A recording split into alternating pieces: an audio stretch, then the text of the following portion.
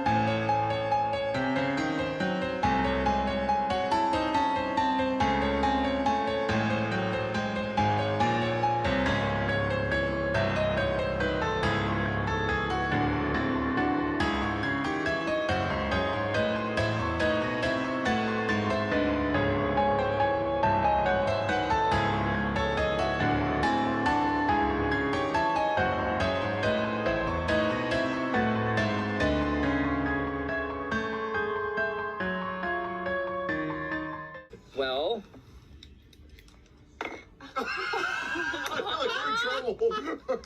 I think that's all of our announcements. So let's all jump into tonight's episode of Critical Role.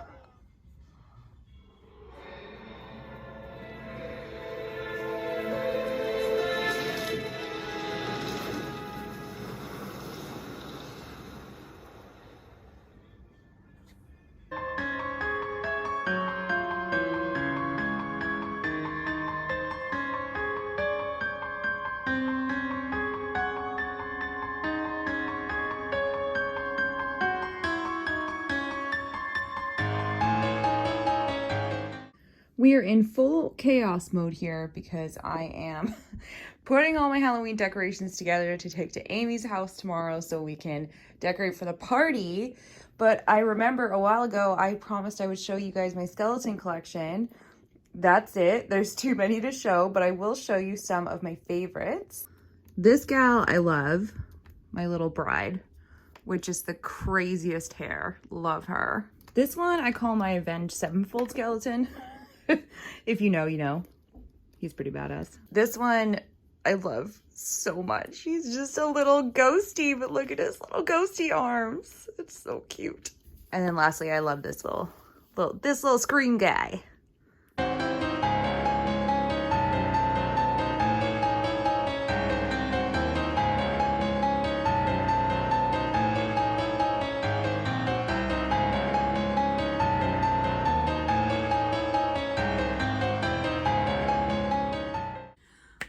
Let's do a reading check-in, shall we? I didn't get much reading done today because we went on a little bit of Halloween shopping, but I did manage to finish Lake's Edge, and sadly, this is a 3 out of 5 for me.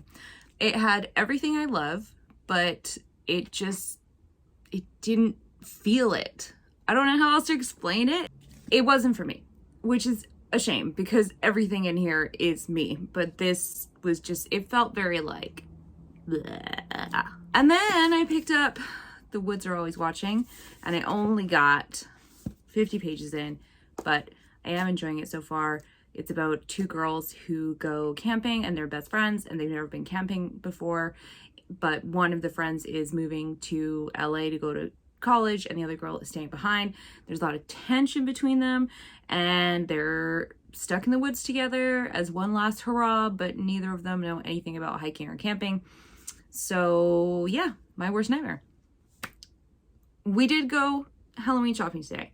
I went to Spirit Halloween, and unfortunately, because it is like, what, 48 hours until Halloween, the store is pretty much empty. So that was a bust. But then we went to Valley Village, and while we did not find anything Halloween themed, I did get some good finds. Ugh. Guess what? There's books in there. All right, first book I got is Tom Hanks's short story collection, which I have wanted for a very long time, but I have never pulled the trigger on. And there it was, sitting at Valley Village, my favorite actor in the entire world, and his short story collection. I also found book 10 of The Wheel of Time in the hardcover editions that I collect with the old school fantasy illustration covers that I love so much, and it is in really good shape. I did find a cloak. And when you find a cloak in the wild, you should always grab it because you never know when you're going to need a cloak.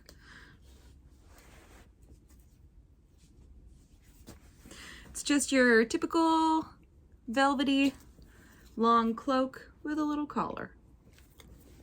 It will go great with my Dungeons and Dragons costumes.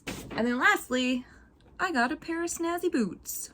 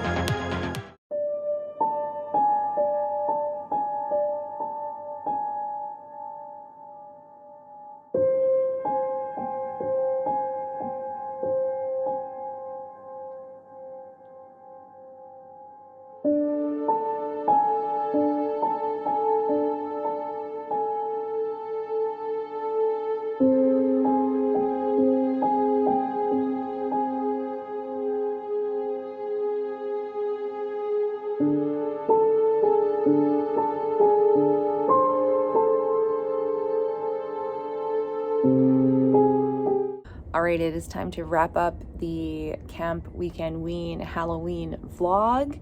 It was an amazing time. One of my favorite Halloweens I've ever had. It was just filled with people I love and reading and the pups and just, it was great.